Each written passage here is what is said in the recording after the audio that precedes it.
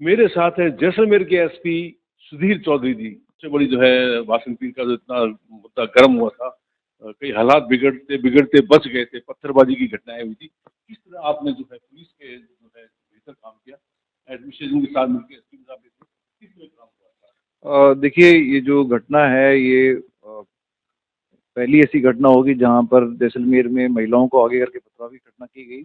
इसमें जो पूरी प्रक्रिया है उसके तहत पहले इनको वार्निंग दी गई। वार्निंग में जब नहीं माने तो हल्का बल प्रयोग करके भीड़ को तितर-बितर किया गया और जो वीडियो में मुलज़िम दिख रहे थे, उनमें से लगभग 2 दर्जन लोगों को हमने गिरफ्तार किया है और उसके बाद से मौके पे शांति है और जो क्षत्रिय का निर्माण है वो भी कंप्लीट हो गया है। दोनों पक्षों के मौजूद लोगों द्वारा इस घटना पर खेद प्रकट किया गया है और सभी कम्युनिटी के लोगों ने अ, एक स्वर में इस घटना का जो हुई और उसके ऊपर निंदा की है।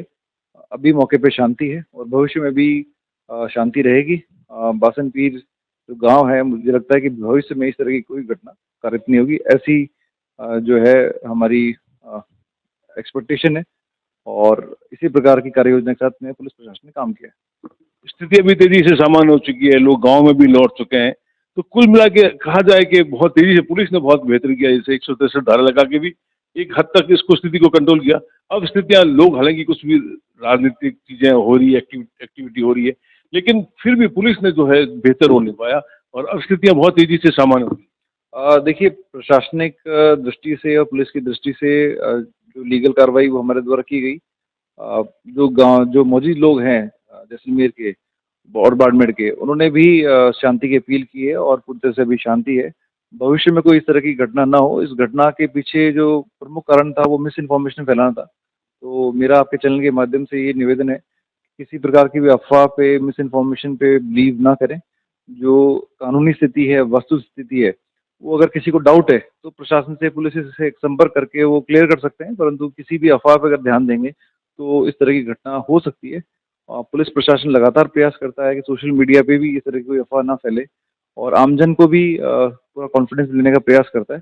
परंतु जब इस तरह की घटनाएँ होती हैं, तो जो पुलिस का रिस्पॉन्स है, वो अच्छा रहा और भविष्य में भी इस तरह की कोई घटना जैसलमेर में नहीं होगी, ऐसा हम अपेक्षा करते हैं। सोशल मीडिया में भी कुछ लोगों ने जो है कई कमेंट्स किए, प्लस जो है एक वीडियो भी वायरल है जिसमें कुछ एंटी नेशनल कुछ बातें हो रही थी।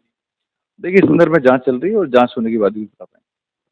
अब मैं रामदेवरा मेला की बात करूँ, रामदेवरा मेला शुरू हो रहा है, हालांकि विधिवत 25 तारीख से हो रहा है, लेकिन 10 तारीख से जो है प्रशासन की तरफ से व्यवस्था स्टार्ट कर दी जाएगी, क्योंकि सावन में लोग खूब आ जाते हैं, मतलब काफी ज्यादा तादाद में लोग आते हैं। भादरा सुदी दूज को होता है, लेकिन पहले ही लोग आ जाते हैं। तो इस बार पुलिस की किस तरह अरेंजमेंट रहेंगे, क्योंकि लाखों श्रद्धालु जो है देश के कोने कोने से यहाँ पे आता है।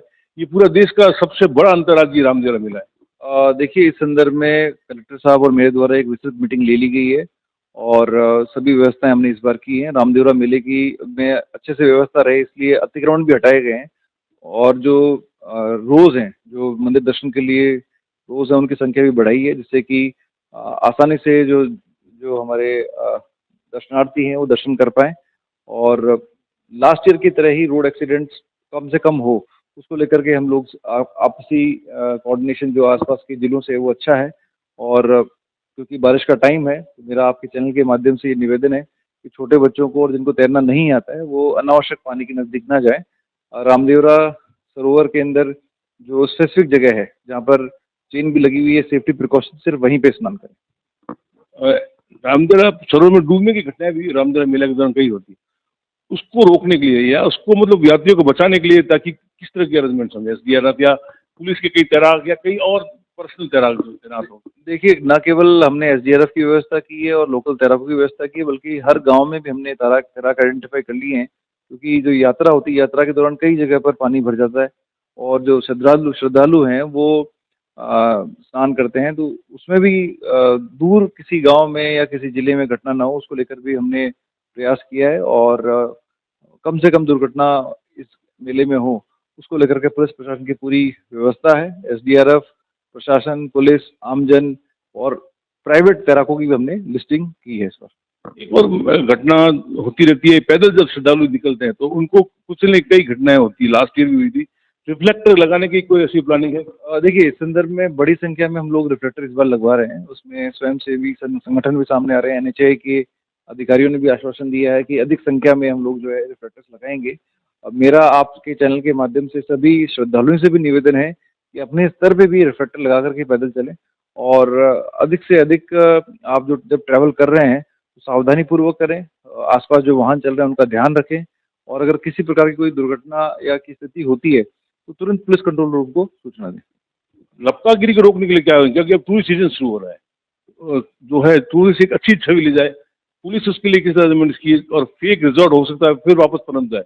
लास्ट ईयर आपने बहुत बेहतर कार्रवाई की थी, बड़ी तादाद में दर्जनों फेक रिजॉर्ट को आपने बंद करवाया। देखिए जैसलमेर जिले का नाम एक अच्छी टूरिस्ट शहर के रूप में है। उसके लिए आवश्यक है कि सभी लोग, चाहे से वो यहाँ के होटलियर हों, चाहे से वो आमजन हो और चाहे से पुलिस प्रशासन हो, उन सबको मिलकर के काम करना है। इसीलिए हमने ऑपरेशन वेलकम चलाया था जो कि लगातार कंटिन्यू चल रहा है। उसमें हम लप्पों के विरुद्ध कार्रवाई कर रहे हैं। आपकी जानकारी के लिए मैं बताना चाहूँगा कि लगभग 2 दर्जन लप्पों को हमने आइडेंटिफाई कर लिया है जिनका काम ही ये है। उनको मैं चेतावनी भी देना चाहूँगा कि आप पर पुलिस की पूरी नज़र है, उनके खिलाफ सख्त कानूनी कार्रवाई की जाएगी और इस बार हम लोग प्रयास करेंगे कि जो रिज़ॉर्ट्स हैं और जो होटल हैं, इन लप्पों को इस्तेमाल कर रहे हैं, उनके खिलाफ भी कार्रवाई करेंगे और जो भी कानून में सख्त प्रावधान होंगे हम लोग उनके ऊपर अमल में लाएँगे क्योंकि उन कुछ लोगों की इस बदमाशी की वजह से पूरे ज़िले का नाम खराब होता है, टूरिस्ट का माहौल खराब होता है और उनको भी सोचने की आवश्यकता है कि उनके छोटे से लालच के चक्कर में जब ओवरऑल जैसलमेर में टूरिज़्म कम होगा तो उनको भारी नुकसान होगा। तो ये पूरी तरह से लूज़-लूज़ सिचुएशन है जिसमें कि जो लप्पों को इस्तेमाल करके अपना मोमेंटरी फ़ायदे के लिए टूरिस्ट लेके आ रहे हैं, उनका भी नुकसान है क्योंकि लॉन्ग टर्म में जब रेपुटेशन खराब होगी आपके पूरे इलाके की, तो उनके पास भी टूरिस्ट कम आएँगे और दूसरा जब लप्पे का इस्तेमाल करेंगे तो काफ़ी कमीशन लप्पा भी ले जाता है। तो इसलिए मुझे लगता है कि किसी भी सूरत में ये